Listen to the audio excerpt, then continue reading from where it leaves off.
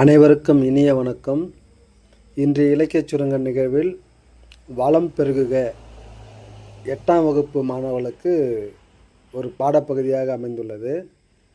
இதில் சேர மன்னனுடைய பெரிய நாட்டில் வளத்தை எவ்வாறு பெருக்க வேண்டும், அவனுடைய நாட்டினுடைய சிறப்பை பற்றி இதில் அழகாக கூறப்பட்டுள்ளது. மண்பதை காக்கும் மாபெரும் சிறப்பு மாமழைக்கு உண்டு.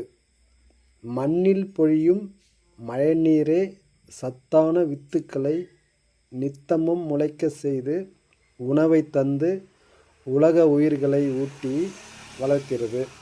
வளமான வான்மழையால் பயிர்கள் செழித்து உழவர் பெருமக்கள் ஓக்கம் காட்சி ஒன்றை தகடூர் யாத்திரை பாடலில் காண்போம். இதுதான் இதனுடைய முன் சுருக்கம். இதில் ஒரு செய்யுள் கொடுத்துருக்காங்க. அந்த செய்யுளினுடைய வரிகள் பாருங்கள். பெருநீரால் வாரி சிறக்க இருநிலத்து இட்ட வித்து எஞ்சாமை நாறுக நாரார முட்டாது வந்து மழை பெய்க பெய்த பின் ஒட்டாது வந்து கிளை பயில்க அக்கிளை பால்வார் பிறைஞ்சி கதிரின அக்கதிர் ஏற்கெழு செல்வார் களம் நிறைக அக்களத்து போரெல்லாம் ஆவாது வெகுக போரின் உருக்கெழும் ஓதை வெறியி பெடையோடு நாரை பிரியும் விளைவயல் யானர்த்தாக அவன் அகன்றலை நாடே என்று இந்த செய்யுள் வரிகள் அழகாக சொல்லியிருக்காங்க. இதில் முதல்ல இதனுடைய பொருள் என்னன்னு பார்க்கலாம். முதல் வரியில் வாரி என்று இருக்கிறது. வாரி என்றால் வருவாய் என்று சொல்லலாம். எஞ்சாமை என்றால் எஞ்சாமை என்பதற்கு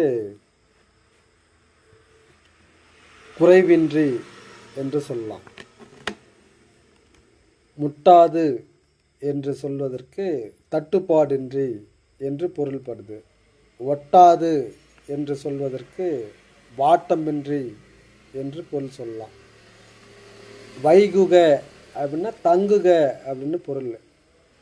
ஓதை அப்படி என்றால் ஓசை என்று பொருள். வெறியி அப்படின்னா அஞ்சி என்று பொருள். யானர் அப்படின்னா புது வருவாய் என்று பொருள். இதில் அந்த ஒவ்வொரு வரிகளுக்கும் அழகாக விளக்கம் சொல்கிறாங்க. பெருநீரால் வாரி சிறக்க இருநிலத்து என்று முதல் வரி. அதில் சேர மண்ணுடைய அகன்ற பெரிய நாட்டில் பெருகிய மழைநீரால் வருவாய் சிறந்து விளங்குக என்று சொல்லலாம். அதே போல் இட்ட வித்து எஞ்சாமை நாறுக நாரார அப்படின்னு சொல்லும்போது அகன்ற நிலப்பகுதியில் இட்ட விதைகள் குறைவின்றி முளைவிடுக என்று சொல்லலாம். அதே போல் முட்டாது வந்த மழை பெய்க பெய்த பின் அப்படின்னு சொல்லும்போது தகுந்த காலத்தில் மழை பெய்வதால் பயிர்கள் வாட்டமின்றி கிளைத்து வளர்க அப்படின்னு சொல்லலாம். அதுக்கு அடுத்த வரி ஒட்டாது வந்து கிளை பயில்க அக்கிளை. அந்த வரிக்கு கிளைத்து செய்த பயிர்கள் பால்முற்றி கதிர்களை ஈணுக என்பதில் அதில் பால்வார் பிறைஞ்சி கதிரின அக்கதிர் இது 5வது வரியில். 6வது வரியில் ஏற்கெழு செல்வர் களம் நிறைக அக்களத்து போரெல்லாம் ஆவாது வெகுக போரின் என்று சொல்வதற்கு அக்கதிர்கள் அறுவடை செய்ய பெற்று ஏறினால் வளம் சிறக்கும் செல்வர்களின் களத்தில் வந்து நிறைக என்று சொல்லலாம். அதே போல் உருக்கெழும் ஓதை வெறியி பெடையோடு நாரை பிரியும் விளைவயல் யானத் தாக அவன் அகன்றலை நாடே என்று சொல்வதற்கு,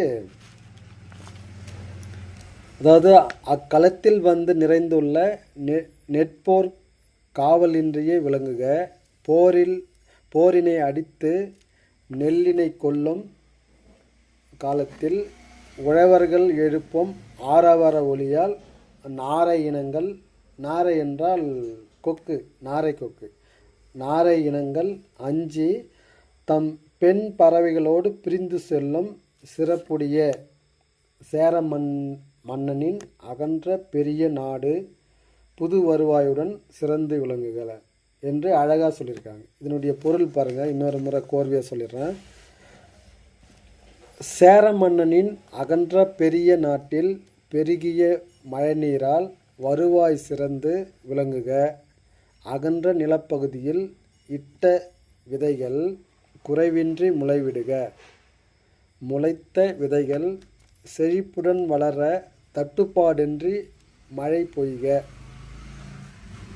தகுந்த காலத்தில் மழை பொய்வதால் பயிர்கள் வாட்டமின்றி கிளைத்து வளர்க, கிளைத்து செய்த பயிர்கள் பால் முற்றி கதிர்களை ஈணுக, அக்கதிர்கள் அறுவடை செய்ய பெற்று ஏறினால் வளம் சிறக்கும் செல்வர்களின் களத்தில் வந்து நிறைக, அக்களத்தில் வந்து நிறைந்துள்ள நெற்போர் காவலின்றியே விளங்குக, போரினை அடித்து நெல்லினை கொல்லும் காலத்தில் வந்து உழவர்கள் எழுப்பும் ஆரவர ஒலியால் நாரை இனங்கள் அஞ்சி தம் பெண் பறவைகளோடு பிரிந்து செல்லும் சிறப்புடைய சேர மன்னனின் அகன்ற பெரிய நாடு புது வருவாயுடன் சிறந்து விளங்குக என்று அழகாக இந்த செய்யுள் வரி விளக்கம் சொல்கிறாங்க. இதில் வந்து வளம் பெருக என்பது சொல்லும்போது சேர மன்னனுடைய நாட்டில் எப்படி வளம் பெருகு, எப்படி உழவர்கள் எப்படி இருக்காங்க, அதே போல் அந்த ஏர் வளம் நெற்பயிர்கள் எப்படி முற்றி வருகிறது, எப்படி அறுவடை செய்கிறாங்க, அதே போல் நெல் களத்தில் எப்படி உழவர்கள் வந்து நெல் அடிக்கிறாங்க. இப்போ அந்த நெல் அடிக்கும்போது ஆரவர ஒலி கேட்கும் இல்லையா, அந்த ஆரவர ஒலி கேட்கும்போது நாரை கொக்குகள், நாரை இனங்கள்லாம் என்ன பண்ணுது அப்படின்னா பயந்து ஓடுது. அதான் அஞ்சு ஓடுதல். அஞ்சு எப்படி ஓடுதுன்னா தன்னுடைய பெண் பறவைகளோடு பிரிந்து அங்கங்கே ஓடுகிறது என்று சொல்லக்கூடிய அளவிற்கு இந்த சேர மன்னனுடைய அகன்ற பெரிய நாடு புது வருவாயுடன் சிறந்து விளங்குக என்று இதை முடிக்கிறாங்க, வளம் பெருகுக என்று. இது நன்றாக உங்களுக்கு புரிந்திருக்கும் என்று நம்புகின்றேன். மீண்டும் அடுத்த இலக்கிய சுரங்கத்தில் சந்திப்போம். நன்றி, வணக்கம்.